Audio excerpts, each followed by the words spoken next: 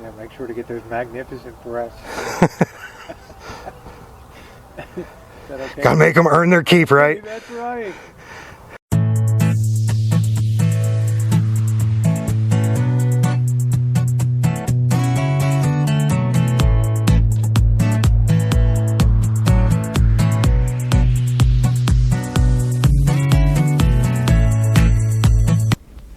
Hey there, CozmicNutz and CozmicNaughtiez, and welcome to another Slab City Update. Yeah, it has been like a minute and a half since I've done one of these, but part of that is because I've been a busy boy. And yeah, let's kind of back things up and start with, the Pirate Prom. Because the range isn't open currently, no prom. So the last 2 years, the Pirates have thrown the Pirate Prom. And last year, I made an appearance, didn't stay too long. But this year they had it at the Red Rum Room, which bit more space, bit more of a prom atmosphere, sort you might say.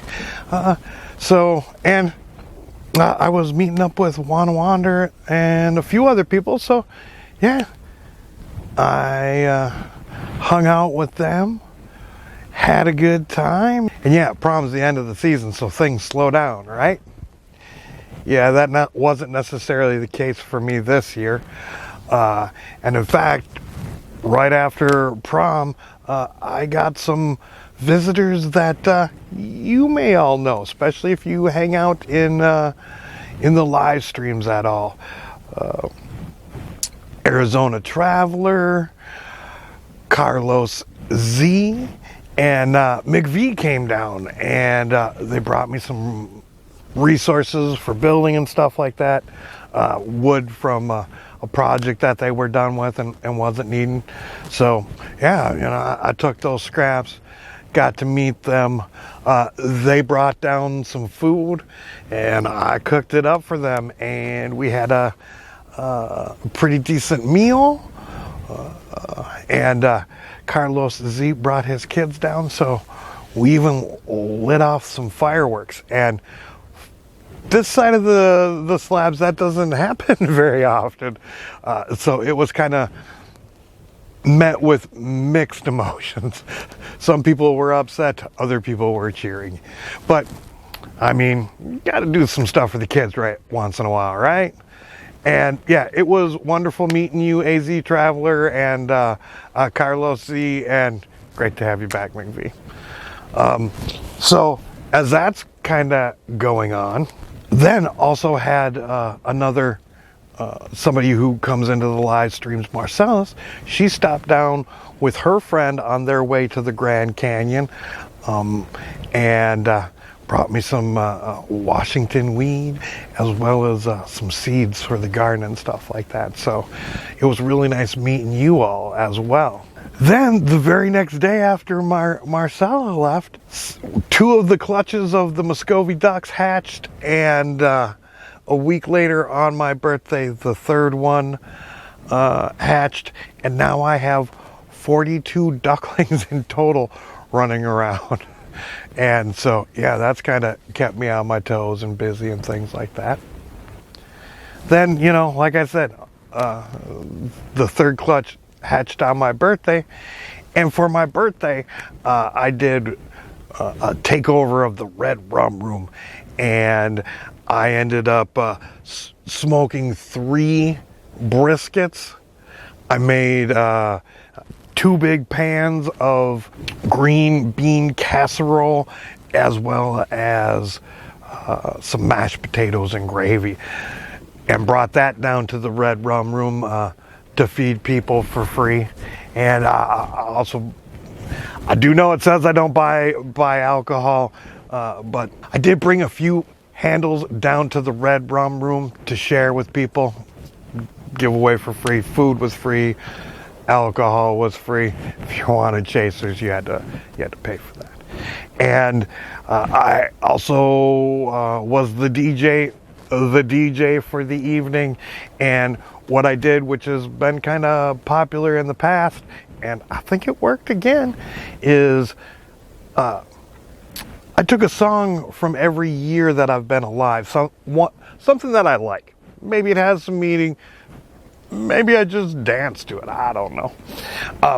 But put that all together, hit the shuffle thing, and let it go. And yeah, it was quite a good time. I got up and danced. It was one of my goals to get Wanda drunk enough so that she would climb up on the tire swing and swing because she really wanted to.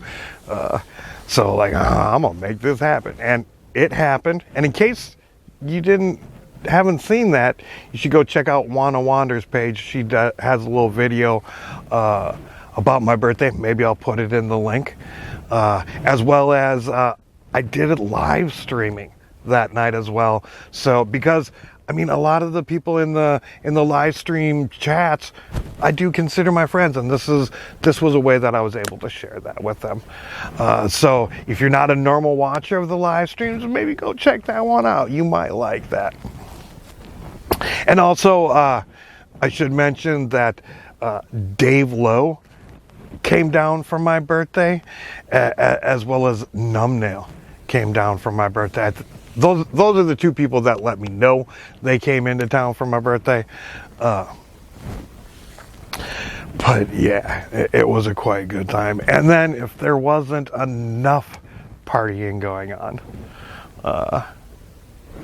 it was Corn's going away party on the weekend. Like my birthday was on Wednesday, her party was on Saturday, I think Saturday.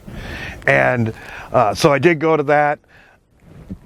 Drastically different parties. Even though we both had food to give to people and stuff like that, mine was a bit more of a drunken affair. And Corn's, while there was alcohol there, it was, you know, more social drinking and a little bit more chill. Dancing at my party and Scrabble at theirs. So yeah, quite a drastically different thing that's been kind of going on. And then yeah, you know, you got to throw in 420 there as well. Went to the Red Rum Room for that. I think I rolled 5-6 joints to bring down there to smoke, and yeah, had a good time, especially because now that it's slower in the season, and there's not so much demand for my time, as well as not so much demand for Pirate Rob's time as well. Seeing how, you know, he's been doing the internet cafe as well as the Red Rum Room. We actually got to sit and chill and hang out, and we've actually kind of been doing that a lot lately. Kind of reminds me of the good old days, because we'll happen to be at the Ponderosa for their open mic night, and we'll sit and chill, and yeah, it's good to hang out with friends that you know. Usually it's because of time restraints, and we do different things. It's not a like, I don't want you in my life sort of thing. It's just like, yeah. So it's been fun hanging out with him. And speaking of fun hanging out with, so a long time ago, before I was monetized or anything like that, I was looking at the comments on one of my videos, and if you have a channel, you know, in YouTube Studio, they'll let you know if somebody has a channel and about how many subscribers they had. And this person was definitely the first somebody that was a legit YouTuber, decent following, doing stuff right, and I was like, oh, I'm so gonna collaborate with this person. And while it has taken nearly 5 or 6 years, Rosie O'Kelly finally came down to kick it with me. I had a blast with her. She did a lot of filming of what I was doing, because I was actually, I mean, Rosie's been a big supporter of the channel. she has made videos on her own channel about why she doesn't support GoFundMe's and things like that. And yet, on many occasions, like even days after putting out that video, she sent good old Coz some money on PayPal. And, you know, when that like sticks in my head, and so when they were finally coming out here, I was like, oh, I'm a cook for Rosie. So, and you know, I got that new smoker, gotta test it out. So ended up making some smoked apple and jalapeno ribs, and she filmed me doing that, as well as some of the other things that I do around here. I took her to a couple of different camps, and yeah, had a great time. And speaking of that dinner, you know, I probably shouldn't have spent the money on the smoker.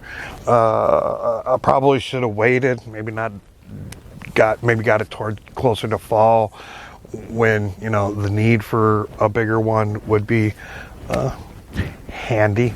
But yeah, I wanted to do those 3 briskets for my birthday, and you know, I didn't want to run 3 smaller little things, so might as well just get one and done, right? So I'm doing these ribs. I know we can probably, you know, 4 with some good couple of sides is gonna be a decent meal, but I got 3 racks of ribs, so, and all this space, so let's get it done. And in the past, that's what I've done, is I do them all, then I'd throw them in the what I didn't eat in the freezer and break them out. But I decided, you know, hey, maybe I can get some of my money back on the smoker, and I will sell some meals. And I did not think I was going to sell that many, because I went to Famous Dave's. Their 4-bone meal with 2 sides, $17.99 plus tax. So I was like, you know what? I'll do it for $15. If I sell a couple, you know, I put away towards that. And I had enough for 6 other people to join. And I was like, oh, I better put this on early, you know, otherwise, you know, people ain't gonna see it and I won't sell any, blah, blah, blah. Yeah, with under an hour, I had already sold all 6 plates. And I did it so that I could do dine in and take out as well. I got some of the takeout plates, so, you know, I could send. And nope, everybody wanted to dine in. And I don't think anybody knew that Rosie was here at all. So kind of a treat for them, I hope. I hope they took it as a treat, as well as it was kind of nice for Rosie to see some of the other people throughout the slabs, and maybe not necessarily people that I hang out with on a daily basis, or, you know, have some sort of connection to, like the other places that I took her to. There was definitely connection to me and them when I took them there. So yeah, speaking of Rosie did a 4 questions with Coz while she was here. So yeah, let's go ahead and take a look at that. Hey there, and welcome to a very special 4 questions with Coz. Well, at least very special for me. Today we got Rosie O'Kelly with us. And as I told Rosie earlier today, she was actually the first real YouTuber to actually post a comment in my on one of my videos, and that was 5, maybe 6 years ago. And at that time I was like, oh, I'm gonna collaborate with her, and it's taken forever, but we're getting stuff done. Well, you said last year I got close, but I didn't know how close I was. Calexico, Mexicali. Yeah, a lot closer than what you thought. So Rosie, why don't you tell us a little bit about yourself? I've been on YouTube this is my 8th year in, and I'm really pointing myself towards travel and adventuring channel now. Born and raised in Baltimore, lived for 5 years in China, worked in banking and business development for the Royal Bank of Canada, and just work part-time now in the medical support field. So I've just signed on for another year contract, and I'm limiting my hours so I have more time to travel now. And I was in the Palm Springs area, and I contacted you and said, hey, let's make it happen down there. And yeah, why don't we get right into the questions? Yep, go ahead. So what did bring you to Slab City? You. That's what brought me to Slab City. Is you can come into a place and I feel like you kind of grease the skids a little bit in knowing a little more about the slabs and putting it in a good light. I think a lot of people come in with a preconceived idea of what they want the slabs to be, or what they want their audience to think the slabs is. And I figured you would be the one to say, hey, and today you took me around and showed me and introduced me to some people, and I feel like I was interested in the real everyday life of Slab City. And I think because of you and the entrees that you have, and I've called you the unofficial mayor of Slab City for, as I say, I think 6 years I've known you. And I turn in my key every time. I don't accept. Too much work. Don't accept it. Mainly you brought me to Slab City just because I thought your knowledge base and that you would know where the more interesting aspects of life are down here and how people really live as opposed to the mythology that surrounds Slab City in so many ways. The land with no law. Yeah, the last lawless. Well, I don't know. I don't think people are going crazy here, but. So what has been your favorite thing about Slab City? I think seeing how well some people have managed to carve out a life down here. You took me around to meet a couple people that's part of a 3 people that live at a compound. That was very exciting to me to see how good it can get. This guy had misting systems set up. He had a soak tub. He had poultry he was raising and green plants growing inside. It's just, that's really, I think, it's been the most amazing part of it. It has been finding the people that have, beyond just living simple, they want to really, I mean, this guy's even building a sub-ground cool storage area, which I thought was amazing. That's what I've really enjoyed here at Slab City is getting these vignettes of life that people have down here, and because of you, it's been kind enough to sort of be the entree to go in there. So that's been the most enjoyable thing, is the people that really, like you've done here, you've gradually built up a life for yourself, and I like to see, and people are proud of what they've accomplished, right? Being off the grid, and that comes through in the people that I've met down here. That to me is the best aspect of Slab City, is that showcasing and that having a life out of what, let's face it, it's a very inhospitable place down here in weather-wise and climate. We're not even in May, and we're over 105 degrees, and so I know what's coming. But that's been the most enjoyable thing, is finding real, what I call a real Slab City down there. All right. What has surprised you most about your visit? How friendly the people are down here. Like when we went into the Handlebar and went over there, I'm a total outsider here, but the guy at the bar, the people were. I didn't feel any different than I imagine a full-time Slab City resident would feel. I was made to feel welcome, and I think that's the most amazing thing. Probably, again, because of you and the entree that you give me and kind of greasing the skids. But I'd like to think everybody has that experience. I've asked you, how do you carve out your place here? Do you just set up and you want to meet people and find out? And I think the sense of community has been the thing that I've discovered here today, that there is life off the grid, and it can be a pretty nice life too, and, when you get used to it and get things the way you want it to be. And then lastly, if there was something you could change about Slab City, what would it be? Well, I'm tempted to say not a damn thing, okay? And I told you that, and you told me you're not the first person that said that. I think there's a uniqueness here that fits the American spirit of individualism, that we all proclaim to aspire to those values of individuality and the pursuit of happiness, I call it, in the Declaration of Independence.